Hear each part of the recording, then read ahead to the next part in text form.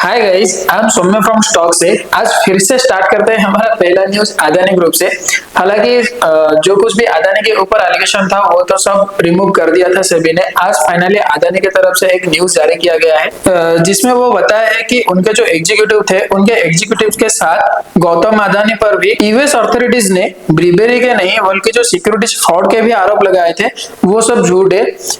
इस वजह से ग्रुप को भी फाइनेंशियल और इमेज काफी नुकसान भी हुआ है। वो तो हम लोग देख रहे थे कि जब उसके ऊपर एक न्यूज आया था उसके बाद ही मार्केट पे जो अदानी के शेयर्स थे वो किस तरीके से डाउनफॉल हुए। हालांकि कुछ स्टॉक ने रिकवरी दिखाया है पर अभी भी ग्रुप के इन्वेस्टर और गवर्नमेंट्स की कड़ी सिक्योरिटी का सामना वो कर रहा है। आगे का रास्ता अदानी ग्रुप के लिए मुश्किल हो सकता है। अगर हम इसी के साथ नेक्स्ट न्यूज की तरफ चले तो इंडिया के लाइव इवेंट्स इंडस्ट्री में तेजी से ग्रो कर रहा है और 2026 तक 143 बिलियन तक पहुंचने का एस्टिमेट किया गया है। और जो बड़े बड़े आर्टिस्ट है उनके कॉन्सर्ट इस ग्रोथ को बूस्ट भी कर रहा है। और जहां की टिकट की प्राइस की बात करें तो इनके टिकट प्राइस भी बहुत ज्यादा ही बिक रहा है और काफी बढ़ गया है। इस ट्रेंड का फायदा उठाते हुए कंपनीज जैसे टीआईपीस म्यूजिक, सारेगामा इंडिया और जोमेटो ने पार्टनरशिप और डिजिटल प्लेटफॉर्म के जरिए अपनी ऑफरिंग्स को एक्सपेंड करने शुरू कर दिया है, जो कि इस इंडस्ट्री फ्यूचर पोटेंशियल को और भी एक्साइटिंग बनाता है। अगर हम एनटीपीसी ग्रीन की बात करें तो एनटीपीसी ग्रीन एनर्जी का शेयर आज के सेशन में 4% बढ़कर 127 पर पहुंच गया और ये हुआ है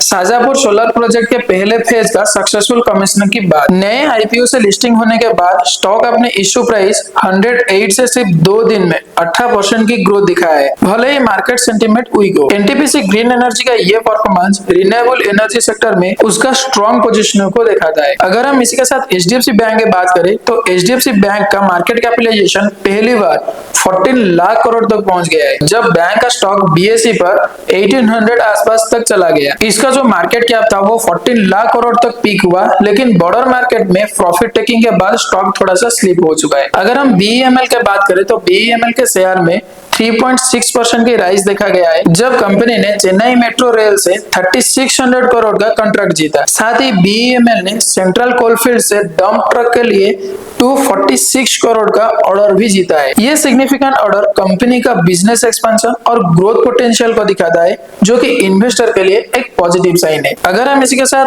एंजल वन की बात करें, हालांकि एंजल वन भी कल भी हमारा न्यूज में था और आज भी है। मोतीलाल ओसवाल ने एंजल वन पर 24% का ऑफसाइड फोरकास्ट किया है with target price 36,000। Brokerage firm का मानना यह है कि कंपनी को 27 तक न्यू बिजनेस सेगमेंट के लिए वेल्थ मैनेजमेंट, एएमसी और लोन डिस्ट्रीब्यूशन से 250 से लेकर 300 करोड़ का रेवेन्यू एडिशन हो सकता है। एंजल वन का फोकस कस्टमर एलटीवी और स्ट्रॉन्ग टीम पर है, जो ग्रोथ के की ड्राइवर्स बन रहे हैं। ये फैक्टर्स कंपनी के लॉन्ग टर्म ग्रोथ पोटेंशियल को सॉलिडिफाई करता है। अगर हम इसी के साथ नेक्स्ट न्यूज की तरफ चले तो लाइफ इंश्योरेंस कंपनीज के शेयर्स बीएसई पर 8% तक गिर गए, जबकि रिपोर्ट ने यह सजेस्ट किया है इंश्योरेंस रेगुलेटर पेरेंट बैंक के कंट्रीब्यूशन को इंश्योर के टोटल बिजनेस में लिमिट कर सकता है। यह न्यूज मार्केट में कंसर्न क्रिएट कर रहा है क्योंकि इंश्योरेंस कंपनीज के लिए ये एक मेजर डिस्ट्रीब्यूशन चैनल है। अगर ये रेगुलेशन इंप्लीमेंट होता है तो ये कंपनीज के बिजनेस मॉडल को इम्पैक्ट कर सकता है। अगर हम लास्टली क्लोजिंग बेल की तरफ चले तो सेंसेक्स में आज 1100 पॉइंट की फॉल हमें देखने के लिए मिला और निफ्टी भी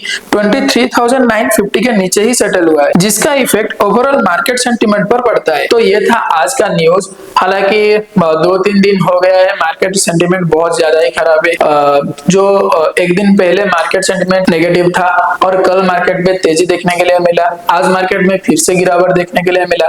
तो अभी तक मार्केट सेंटीमेंट कुछ भी अच्छा नहीं हो रहा है, जैसे कि हम कुछ भी अच्छा खासा ट्रेड एग्जीक्यूट कर सके और कुछ भी जो कुछ भी न्यूज सामने आ रहा है वो भी मिक्स्ड ही आ रहा है। किसी स्टॉक में अच्छा न्यूज आता है तो किसी स्टॉक में बुरा न्यूज आता है। तो हालांकि उस न्यूज के वजह से मार्केट सेंटीमेंट भी और भी ज्यादा खराब होता हुआ हमें नजर आ रहा है। हालांकि मार्केट है तो मार्केट तो सुप्रीम है, तो इसके बारे में हम कुछ भी बता नहीं सकते कि मार्केट कब अपसाइड मूवमेंट करेगा, कब डाउनसाइड मूवमेंट करेगा। तो जो कुछ भी न्यूज हमारे पास था, जो कुछ भी स्टॉक का न्यूज हम लोग कलेक्ट किए थे, उसको तो आपके पास पहुंचाना हमारा काम था और वो भी हम अच्छे तरीके से आपके पास पहुंचाए। तो ये एक्सपेक्ट करते हैं कि आपको हमारी वीडियो अच्छा लगा हो। अगर आपको हमारी वीडियो अच्छा लगा हो तो लाइक करना, शेयर करना और सब्सक्राइब करना मत भूलना। तब तक के लिए हम रहते हैं और मिलते हैं नए एपिसोड के साथ।